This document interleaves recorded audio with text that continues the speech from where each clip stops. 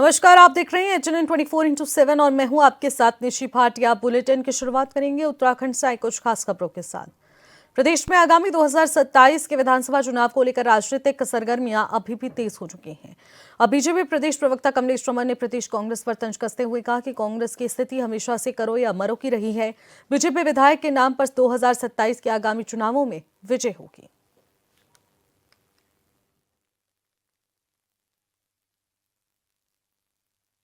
देखिए, कांग्रेस के लिए तो हमेशा से करो या मरो की स्थिति ही रही है, क्योंकि करो मरो इसलिए है क्योंकि उनके अपने नेता ही एक दूसरे के साथ करो और मरो की स्थिति पैदा करने लगते हैं।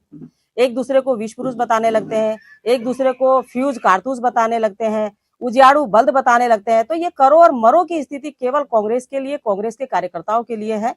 भारतीय जनता पार्टी विकास के नाम पर काम करती है, विकास के नाम पर 2027 में जाएगी। हम जनता के हित की बात करते हैं, वो बंदूक लहराने की बात करते हैं। हम जनता के विकास की बात करते हैं, वो उजियाड़ू बल्द की बात करते हैं। हम जनता के हर क्षेत्र तक, हर घर घर तक योजना पहुंचाने की बात करते हैं, तो वो विष की बात करते हैं।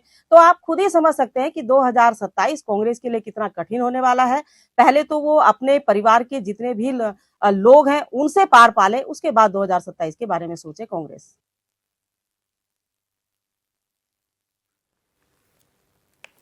राजभवन का नाम लोक भवन करने पर शंकराचार्य अविमुक्तेश्वरानंद सरस्वती ने आपत्ति जताई है। उन्होंने राज्य सरकार के फैसले पर गंभीर सवाल खड़े किए। राजभवन का नाम बदलकर उन्होंने व्यंग किया कि जब नाम लोक भवन है तो जनता के आने जाने पर रोक क्यों है। साथ ही उन्होंने प्रधानमंत्री आवास का नाम तीर्थ रखने पर भी आपत्ति जताई।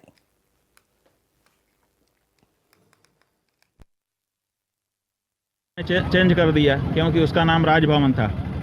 अब वहाँ पर जो राजभवन में रहता है उसका नाम राज्यपाल है, तो राज्यपाल का नाम भी चेंज करिए। राजभवन में राज शब्द से आपको आपत्ति थी, भवन तो जैसा का तैसा ही है, तो राज शब्द से आपको आपत्ति थी, तो राज्यपाल के नाम में भी तो राज्य लगा है। हमारा उत्तराखंड है, ये भी एक राज्य है, तो इस राज्य के नाम से राज शब्द को हटाओ। ये राज शब्द से आपको क्या दिक्कत है? इसका मतलब है कि जो हिंदू धर्म है, हमारे हिंदुओं की जो शासन व्यवस्था है वो राज व्यवस्था है, तो राज शब्द से ये चिढ़ किसी को है, मतलब हिंदुओं से चिढ़ है। तो राज शब्द से आपको इतनी चिढ़ क्यों है? और अगर चिढ़ है तो आप राज्यपाल को भी नाम बदलिए। राजभवन का नाम आपने बदला है, लोक भवन किया है, और अगर कोई जगह लोक की हो गई है तो लोक को वहाँ निर्बाध रूप से आवागमन की छूट दीजिए। क्या आप ऐसा करने के लिए तैयार हैं? खबरों में आगे बढ़ेंगे। राजधानी देहरादून में बिना लाइसेंस और बिना दस्तावेज के जुड़ रहे विक्रम वाहनों पर अब सख्ती शुरू होने जा रही है। आरटीओ विभाग जल्दी व्यापक सत्यापन अभियान की शुरुआत करेगा, जिसकी शुरुआत रेंजर्स ग्राउंड से होगी। आरटीओ अधिकारी संदीप सैनी ने बताया कि महिला सुरक्षा को ध्यान में रखते हुए 510 विक्रमों की विशेष चेकिंग की जाएगी और बिना कागज वाले वाहनों पर कार्रवाई की जाएगी। उन्होंने कहा कि विक्रम मालिकों की जिम्मेदारी है कि वो बिना लाइसेंस किसी को वाहन न चलाने दें। विभाग की टीम अभियान में मौजूद रहेगी और विक्रम यूनियन को 8 से 10 दिन का समय पहले ही दे दिया गया है ताकि वो अपने दस्तावेज पूरा कर सके। ऐसे में विभाग की ओर से पंजीकृत विक्रम मालिकों का आई कार्ड भी उपलब्ध कराया जाएगा।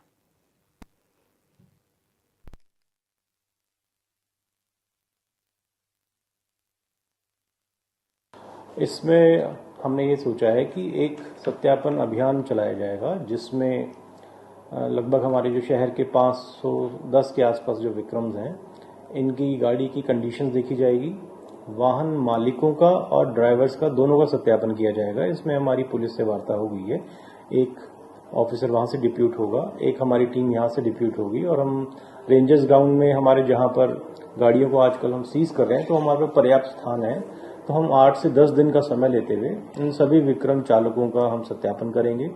और जो भौतिक स्थिति होगी हमारे विक्रम की, तो वो हमारे जो आरआई टेक्निकल होते हैं वो भी मौजूद रहेंगे वहां पर, एक ही हम ड्यूटी लगाएंगे।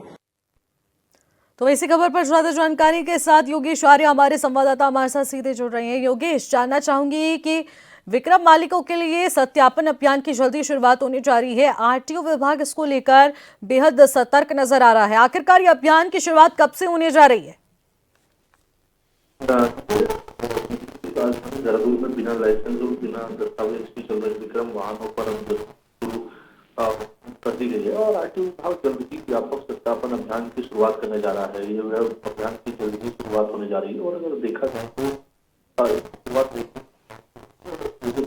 आरटीओ प्रशासन की बात करें संदीप सैनी, उन्होंने साफ तौर पर कहा कि महिला सुरक्षा को ध्यान में रखते हुए 510 विक्रमों की विशेष चेकिंग की जाएगी और बिना कागज वाहन वाले पर कार्रवाई होगी। इसके साथ साथ उन्होंने साफ तौर पर यह भी कहा कि विक्रम मालिकों की जिम्मेदारी है कि वे बिना लाइसेंस किसी भी वाहन को किसी को चलाने ना दें। और इसके साथ ही उन्होंने ये भी कहा कि 8 से 10 दिन का ये पूरी समय रहेगा जिसमें पूरा अभियान रहेगा। विक्रम अभियान के दौरान जो है टीम यूनियन की मौजूदगी भी रहेगी ताकि वे अपने दस्तावेज पूरे कर सके। और इसमें जिस तरह से देखा जाए कि विभाग की ओर से पंजीकृत विक्रम मालिकों को आई कार्ड भी उपलब्ध कराए जाएंगे तो निश्चित तौर उनसे साफ तौर पर ये हो जाएगा कि उनकी पहचान जल्द हो जाएगी, क्योंकि जब उनके पास आई कार्ड रहेंगे तो निश्चित तौर पर जानकारी होगी कि ये कौन है और कौन कहाँ से रहने वाले, इनका सत्यापन हो चुका है या नहीं हो चुका है। ठीक है योगेश, बहुत बहुत शुक्रिया फिलहाल तमाम जानकारी के लिए। खबरों में आगे बढ़ेंगे। मुख्यमंत्री धामी के निर्देश पर जिला प्रशासन और समाज कल्याण विभाग की ओर से दिव्यांगजनों और वृद्धजनों को आत्मनिर्भर बनाने के उद्देश्य से 5 से 11 दिसंबर तक देहरादून में विशेष वृहद सेवा शिविरों का आयोजन किया जा रहा है। इन शिविरों में पात्र लाभार्थियों का पंजीकरण किया जाएगा और चिकित्सीय प्रशिक्षण के आधार पर उन्हें व्हीलचेयर, वॉकर, बैसाखी, श्रवण यात्रा और साथ ही साथ ट्राईसाइकिल समेत तमाम सहायक उपकरण उपलब्ध कराए जाएंगे। जिला समाज कल्याण अधिकारी दीपांकर गिलडियाल ने बताया कि शिविरों की शुरुआत रायपुर ब्लॉक सभागार से होगी, जिसके बाद क्रमशः ये सहसपुर, विकासनगर, टोईवाला, ऋषिकेश, मसूरी और 11 दिसंबर को सहिया यानी कि कालसी में अंतिम शिविर आयोजित किया जाएगा। उन्होंने ये भी बताया कि दिव्यांगजन बता दें कि ADP और योजना और वृद्धजन राष्ट्रीय व्योश्री योजना के तहत लाभ उठा सकेंगे, जिसके लिए दिव्यांगजनों को UDID कार्ड और 22,500 रुपये मासिक आय प्रमाण पत्र और वृद्धजनों को आधार कार्ड व 15,000 रुपये मासिक आय प्रमाण पत्र लाना अनिवार्य होगा।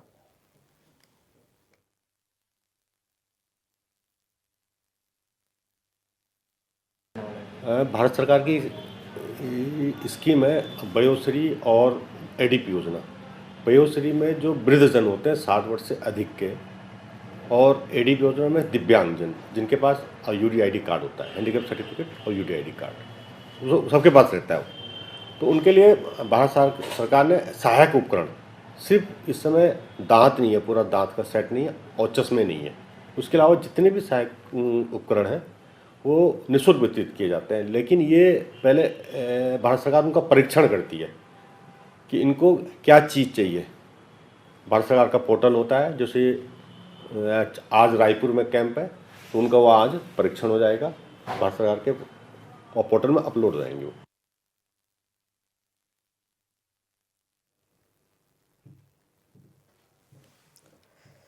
अंतरिक्ष विज्ञान और स्पेस रिसर्च के क्षेत्र में पिछले कुछ सालों से भारत नई नई ऊंचाइयों को छू रहा है। वहीं इसरो के पूर्व चेयरमैन डॉक्टर S सोमनाथ ने कहा कि आज भारत न केवल अपने अंतरिक्ष संबंधी जरूरतों की पूर्ति करने में सक्षम है, बल्कि दुनिया के बहुत से देशों का अपनी अंतरिक्ष क्षमताओं से व्यापारिक और अन्य स्तरों पर सहयोग कर रहा है। पिछले 60 सालों की तुलना में भारत अब अंतरिक्ष के क्षेत्र में तेज गति से आगे बढ़ रहा है। वहीं इसरो लगभग 20 अलग अलग देशों के कई उपग्रह को लॉन्च कर चुका है। आगे उन्होंने कहा कि भारत के युवाओं को भी अंतरिक्ष के क्षेत्र में जिज्ञासा बढ़ानी चाहिए।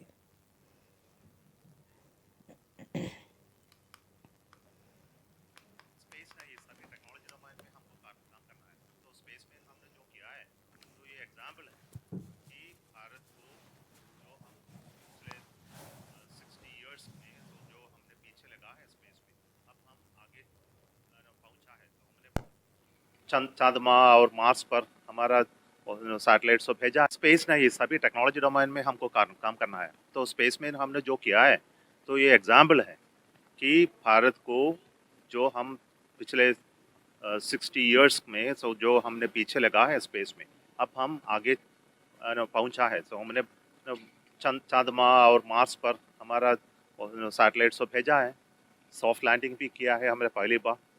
भारत बना पहली बार एक सॉफ्ट लैंडिंग करना नेशन बन गया। तो ये एग्जाम्पल्स हमको जो दिखाते हैं कि हमारे युवा, हमारे साइंटिस्ट, सो हमको ये ताकत है तो ऐसे काम करने में कुछ कम खर्चा से। सो ये एग्जाम्पल है। तो हमको कई और टेक्नोलॉजी डोमेन में ही हमको दिखाना है। बायोटेक्नोलॉजी है, इलेक्ट्रॉनिक्स है, AI है, एडिटिव मैन्युफैक्चरिंग है, सभी टेक्नोलॉजी डोमेन में हमको आगे पहुँचना है। देहरादून में हाल ही के दिनों में पुलिस की सक्रियता और तीव्रता कार्रवाई ने अपराधों में उल्लेखनीय कमी दर्ज की है। चाहे वायरल वीडियो का मामला हो, मारपीट की घटना हो या नशा तस्करी, पुलिस हर छोटी सूचना पर तुरंत संज्ञान लेकर कार्रवाई कर रही है। बिंदालपुल और मद्रासी कॉलोनी जैसे संवेदनशील इलाकों में शिकायतें अब कम हो गई हैं। एसपी सिटी प्रमोद कुमार के मुताबिक एएनटीएफ, एसओजी और थाना पुलिस के संयुक्त टीम वर्क और ऑपरेशन कालनेमी जैसे अभियानों के चलते लोगों का सत्यापन हुआ है। कई एफआईआर दर्ज हुई हैं।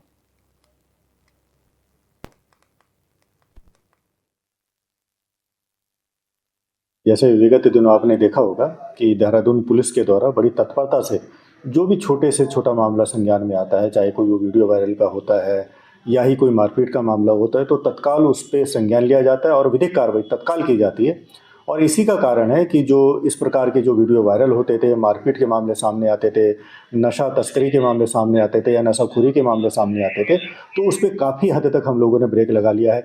कुछ ऐसी लोकेलिटीज़ हैं जैसे कि बिंदालपुल के आसपास वाला एरिया है या ये मद्रासी कॉलोनी वाला एरिया है, तो यहाँ भी आपने देखा होगा कि पहले से की शिकायतें लगभग आना वहाँ से बंद हो गई हैं। देखिए, उसका पूरा का पूरा जो काम है वो मैनेजमेंट और जो टीम वर्क हमारे द्वारा एएनटीएफ की टीम, एसओजी की टीम हो गई है या थाना पुलिस के। तो इस खबर पर ज्यादा जानकारी ले लेते हैं। योगेश आर्य हमारे संवाददाता हमारे साथ जुड़ रहे हैं। योगेश, पुलिस की सक्रियता से अपराधों में कमी दर्ज हुई है। आखिरकार पुलिस की सक्रियता अपराधों के दृष्टिगत कैसे कम नजर आ रही है? देखिए निश्चित, देहरादून में हाल ही के दिनों में पुलिस की सक्रियता और तीव्र कार्रवाई से अपराधों में उल्लेखनीय कमी दर्ज की गई है। और ऐसे में चाहे वीडियो वायरल का मामला हो, मारपीट की घटना हो, पुलिस की हर छोटी सूचना पर तुरंत संज्ञान लेना हो, नशा तस्करी का मामला हो, इस पूरे मामले पर जिस तरह से उन्होंने कार्रवाई की है उसके चलते जो है ये शिकायतें कम आनी है। और खासतौर पर बिंदालपुल और मद्रासी कॉलोनी जैसी संवेदनशील इलाकों से जहाँ पर लगातार शिकायतें देखने को मिलती है, जिसको लेकर के देखा जाए तो एसपी प्रमोद कुमार ने इसकी जानकारी दी। उन्होंने साफ तौर पर कहा कि चाहे एएनटीएफ हो या एसओजी हो, थाना पुलिस हो, संयुक्त टीम वर्क जो है ऑपरेशन कालने में जैसे अपराध अभियानों में चलते जो है इन लोगों का सत्यापन भी किया गया है, एफआईआर दर्ज की गई है, बांग्लादेशियों को जेल भेजने का काम किया गया है। और इसके साथ साथ छात्रों से ब्लड सैंपल लेकर उनके नशा मुक्ति की शपथ भरवाकर जो है उसमें भी उसी दिशा में भी लगातार जो प्रयास किया जा रहा है। तो निश्चित तौर पर देखा जाए तो लगातार जिस तरह से पुलिस जो है अभियानों पर काम कर रही है उससे कहीं ना कहीं जो अपराध हैं उनके मामले जो है वो कम आ रहे हैं। जी, सत्यापन अभियान के जरिए भी काफी हद तक इन अपराधों में कमी दर्ज की गई है। इसके अलावा आखिरकार पुलिस इस उपलब्धि को किस तरीके से देख रही है? क्या प्रदेश में बदलाव इस वक्त देखने को मिल रहा है? देखिए, एक और जहां ये पुलिस की उपलब्धि है तो दूसरी ओर ये चुनौती भी है कि इसको पूरी तरह से किस तरह से कम किया जाए। तो उसी की दृष्टि जो टीमें बनाई गई है उनके टीमों के सामने जो है एक पूरा प्रोजेक्ट रखा गया है कि आखिरकार कितने समय में कितनी दिशा में आपको काम करना है, किन किन कॉलोनियों में किस तरह से काम करना है, किस तरह से सत्यापन अभियान को पूरी दृष्टिकोण से आपको तेजी से काम करना है, किस तरह से जो कॉलेज के युवा है उनके ब्लड सैंपल को लेकर नशा मुक्ति के शपथ पत्र भरवाने हैं। तो उस दिशा में लगातार काम किए जा रहे हैं। और जिस तरह का टारगेट जो है पुलिस टीम को दिया गया है उस टारगेट के चलते जो है अगर पुलिस लगातार काम करते नजर आए तो आने वाले वक्त में और अच्छी उपलब्धि इसमें देखने को मिल सकती है। फिलहाल जो उपलब्धि पुलिस को मिली है उस उपलब्धि को भी अच्छे दृष्टिकोण से देख रही है, लेकिन और भी काम करने की आवश्यकता है क्योंकि जितना अपराध की चीजें कम हुई है उसमें कहीं ना कहीं चुनौती ये भी है कि पूरी तरह से किस तरह कम किया जाए। ठीक है योगेश, बहुत बहुत शुक्रिया तमाम जानकारी के लिए। खबरों में आगे बढ़ेंगे। तेलंगाना के मुख्यमंत्री रेवंत रेड्डी ने हिंदू देवी देवताओं पर दिए गए विवादित बयान को लेकर उत्तराखंड के ग्रामीण इलाकों में विरोध तेज हो चुका है। विकासनगर में बीजेपी युवा मोर्चा के कार्यकर्ता सड़कों पर उतर आए हैं। कार्यकर्ताओं ने रेवंत रेड्डी का पुतला दहन कर जमकर नारेबाजी की। युवा मोर्चा के कार्यकर्ताओं का कहना है कि तेलंगाना सीएम रेवंत रेड्डी का विवादित बयान हिंदू आस्था पर सीधा प्रहार है। इससे देश की धार्मिक सौहार्द और सामाजिक एकता को ठेस पहुंचती है। कार्यकर्ताओं ने मामले में कड़ी कार्रवाई की मांग उठाई है। ऐसे में भाजपा अध्यक्ष देहरादून ग्रामीण संजय तोवर और महामंत्री नीरज चौहान ने कहा है कि रेवंत रेड्डी का बयान बेहद शर्मनाक है। को विदित कराना चाहता हूं कि जो तेलंगाना के मुख्यमंत्री है रेवंत रेड्डी जी, उनके द्वारा हिंदुओं और जो हिंदू हमारे देवी देवता है उनके प्रति उन्होंने बहुत ही दुर्भाग्यपूर्ण उन्होंने वक्तव्य दिया है। उनके प्रति उन्होंने बहुत ही जिसे मैं बोल सकता हूँ समाज में जिस प्रकार से अराजकता फैल सकती है उस तथ्य के आधारित उन्होंने अपने शब्दों का प्रयोग करा है। और उसी के विरोध में आज भारतीय जनता युवा मोर्चा द्वारा यहाँ पर उनका पुतला दहन किया गया है। और निसंदेही ये देखने में आता है कि कांग्रेस पार्टी के जितने नेता हैं उनके खून में ही सनातन विरोधी की जो उनका धर्म जागरण का प्रचार प्रसार होता है वो आधारित हो रहा है। तो निसंदेह ही उनके इस वक्तव्य से पूरे देश के जितने हमारे सनातन हिंदू भाई हैं, और जो करोड़ों हिंदू भाई बहन हैं हमारे, उनके विचार को उन्होंने प्रभावित करने का काम किया है। भारतीय जनता देहरादून ग्रामीण युवा मोर्चा द्वारा यहाँ पे पुतला दहन किया गया। ये जो तेलंगाना के मुख्यमंत्री है रेवंत रेड्डी, इनका पुतला हमने भारतीय जनता युवा मोर्चा देहरादून ग्रामीण ने फूका है। उसका प्रमुख कारण ये है कि ये जो मुख्यमंत्री रेवंत रेड्डी जी है, ये हिंदू धर्म का अपमान करते हैं, हिंदू धर्म के देवी देवताओं का अपमान करते हैं।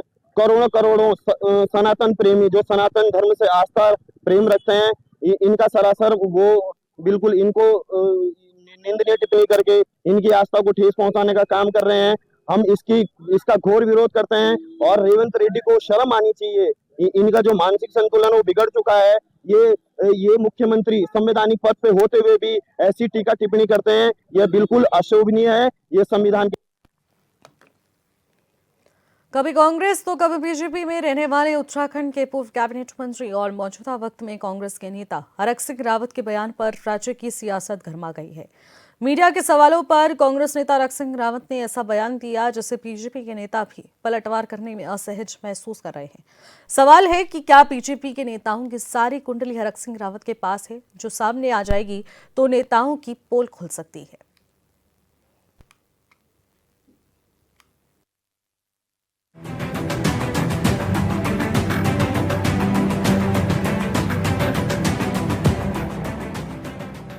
उत्तराखंड कांग्रेस के चुनाव प्रबंधन समिति के अध्यक्ष हरक सिंह रावत के बयान पर सियासी बवाल है और कई सवाल है। सवाल है, क्या वाकई में हरक सिंह रावत के पास बीजेपी के दिग्गज नेताओं की कुंडली है, जिसके सामने आने के बाद नेताओं की पोल खुल जाएगी, या फिर मामला कुछ और है। जो भी कहें, लेकिन इतना तो साफ है कि राजनीति करने वालों की नीति और नीयत आज सवालों के घेरे में है। कौन नेता कितना सच बोलता है, ये भी बड़ा सवाल है। इसलिए नहीं बोल रहे हैं कि मेरे पास सबकी फाइल है। जैसे निशंक जी की मुझ पे दमदेवल से 3rd डिवीजन में पास किया, और वो भी 3rd डिवीजन में मार्कशीट नहीं है। निशंक जी की दमदेवल से हाई स्कूल की मार्कशीट नहीं है। उसी टीसी है, टीसी ट्रांसफर, टीसी है, मेरे पास फाइल है, टीसी है।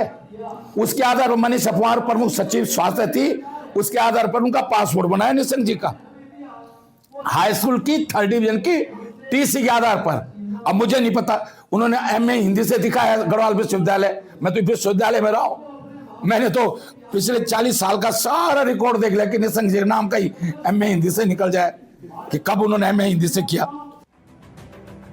उत्तराखंड के पूर्व कैबिनेट मंत्री हरक सिंह रावत ने इस बार बीजेपी विधायक विनोद चमोली, कैबिनेट मंत्री सतपाल महाराज, पूर्व सीएम रमेश पोखरियाल निशंक, तीरथ सिंह रावत, त्रिवेंद्र सिंह रावत के साथ ही मुख्यमंत्री पुष्कर सिंह धामी को निशाने पर लिया। हरक सिंह रावत का कहना है कि कई नेताओं का बैकग्राउंड मैं जानता हूं और सबका मुझे पता है। हरक सिंह रावत ने पूर्व मुख्यमंत्री निशंक पर उनकी शिक्षा को लेकर कटाक्ष करते हुए कहा कि वो कितने पढ़े लिखे हैं मुझे पता है। भाजपा के इन सभी नेताओं के बारे में अगर मैंने कुछ ज्यादा बोल दिया तो ये कहीं के नहीं रहेंगे। धन सिंह रावत जी का मुझे पता है कि डॉक्टर सूद जो हमारे ब्लाइंड प्रोफेसर थे पॉलिटिकल साइंस, उनके अंडर में उन्होंने जो है पीएचडी किया। अब सोच लो आप, कोई ब्लाइंड एजुकेशन जानता है वो अगर कुछ लिखेगा तो ब्लाइंड पढ़ लेगा उसको, लेकिन आंखों वाला की राइटिंग को ब्लाइंड कैसे पढ़ेगा, अब ये अंदाजा लगा लो आप। तो इसलिए मुझे सबको पता है। तीरथ रावत को मैंने जर्नलिज्म में एडमिशन तो करा दिया, डंगवाल जी से कह के, पत्रकारिता में एडमिशन तो करा दिया। अब मैं जब एग्जाम हुआ जर्नलिज्म पत्रकारिता डिप्लोमा का, तो उसमें मैं मदद नहीं कर पाया, तो फेल है जर्नलिज्म में, गढ़वाल विश्वविद्यालय फेल है तीरथ सिंह रावत। कांग्रेस नेता के बयान पर बीजेपी नेताओं ने पलटवार किया, लेकिन संभल कर। देहरादून के धर्मपुर से बीजेपी के विधायक विनोद चमोली ने कहा कि बयान हम भी दे सकते हैं, लेकिन हम उनकी तरह राजनीति का स्तर नहीं गिरा सकते। उन्होंने बयानों में व्यक्तिगत टिप्पणियों से बचना चाहिए था। उन्होंने पीएचडी की है, लेकिन जिस तरह की भाषा का उपयोग किया जा रहा है उससे उनकी पढ़ाई पर ही सवाल उठ रहे हैं। इन बातों को इसके लिए इस्तेमाल करें कि हम कैसे इनको लेट डाउन करें, कैसे इनको छोटा साबित करें, कैसे अपने आप को बड़ा साबित करें। ये मैं कह रहा हूं उनका जो शिक्षा है, जो उनका स्तर है, उस पर सूट नहीं कर रहा है। और हमको इस तरह की व्यक्तिगत बातें करने से बचना चाहिए। उन्होंने मेरे लिए नहीं कहा, उन्होंने महाराज जी के लिए भी कहा। इतना बड़ा हमारे पास एक बड़ा व्यक्तित्व का व्यक्ति है। आपने महेंद्र भट्ट को नहीं छोड़ा, आपने तीरथ को नहीं छोड़ा, आपने त्रिवेंद्र जी को नहीं छोड़ा, किसी को छोड़ ही नहीं रहे। ऐसे क्या हो गया भाई? आपने इतने वर्षों तक पार्टी के अंदर काम किया, हम लोगों ने सब साथ मिलकर काम किया, हम लोग खट्टे मट्टे अनुभव एक साथ हुए होंगे, हम सब एक साथ मिलकर पार्टी को आगे बढ़ाने में लगे रहे। बहुत सारी निहायत व्यक्तिगत बातें भी होंगी, लेकिन आपने कभी त्रिवेंद्र जी के मुंह से नहीं सुना। उन्होंने राजनीतिक बात की, उन्होंने कोई व्यक्तिगत बात नहीं की। इधर पौड़ी के लेंसडाउन में बीजेपी के विधायक महंत दिलीप सिंह रावत ने करारा जवाब दिया। उन्होंने कहा कि हरक सिंह रावत ऐसा बयान इसलिए दे रहे हैं क्योंकि उनके पास अब ना कोई राजनीतिक मुद्दा बचा है और ना ही कोई ठोस राजनीतिक विचारधारा। दिलीप सिंह रावत ने आरोप लगाया कि हरक सिंह रावत डिप्रेशन में है और गली मोहल्ले जैसी छोटी मोटी बातें कर बड़े नेताओं पर व्यक्तिगत टिप्पणी कर रहे हैं। उन्होंने ये तक कह दिया कि उन्होंने अपनी राजनीतिक बुद्धि और दिशा सुधारनी चाहिए क्योंकि नीतिगत राजनीति की समझ उनके पास कभी नहीं रही।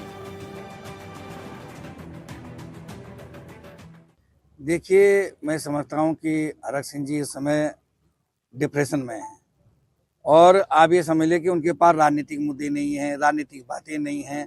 आपको लग रहा है कहीं से कि वो राजनीतिक व्यक्ति हैं? आपको ये लग रहा है कि वो गली मूले के कोई चुचुंदर होंगे, कोई तो ऐसी छोटी मोटी बातें कर रहे हैं? ठीक है, आप ये बोले कोई बड़ा नेता होता है तो वो कैसा कहता है कि मैंने उसको रोटी खिलाई, मैंने उसको पानी पिलाया, मैंने उसको बैठाया, मैंने उसको उठाया। ऐसे तो पता नहीं कितने लोगों ने उनको किया होगा। इसलिए मैं ज्यादा उनके पृष्ठभूमि में जाना नहीं चाहता, लेकिन मैं उनको एक ही सलाह देना चाहता हूँ कि अपनी राजनीतिक बुद्धि को सुधारिए, राजनीतिक विचारधारा को प्रबुद्ध करिए, उसको समृद्ध कीजिए। और क्योंकि एक राजनीतिक विचारधारा उनकी आज तक रही नहीं है, इसलिए मैं कह रहा हूँ कि अगर राजनीति है तो राजनीतिक व्यक्ति है तो राजनीतिक बातें करें। उत्तराखंड बीजेपी में मौजूद कई नेता कांग्रेस में वर्षों से रहे हैं और हरक सिंह रावत कभी बीजेपी तो कभी कांग्रेस में रहे हैं। बीजेपी में रहते हुए वो वन विभाग में मंत्री थे और जब हरक सिंह रावत कांग्रेस में हैं तो बीजेपी नेताओं की पोल खोल रहे हैं। हालांकि इससे पहले भी उन्होंने बीजेपी पर वसूली का आरोप लगाया था, जिस पर कई दिनों तक बयानबाजी हुई। हरक सिंह रावत के पास किन किन नेताओं की कुंडली है ये तो वही जानते होंगे, लेकिन अगर उनकी बातों में थोड़ी सी भी सच्चाई है तो सत्ता पक्ष हो या विपक्ष, सारे नेताओं की नीति और नियत और मंशा सवालों के घेरे में है। देहरादून से योगेश आर्य की रिपोर्ट।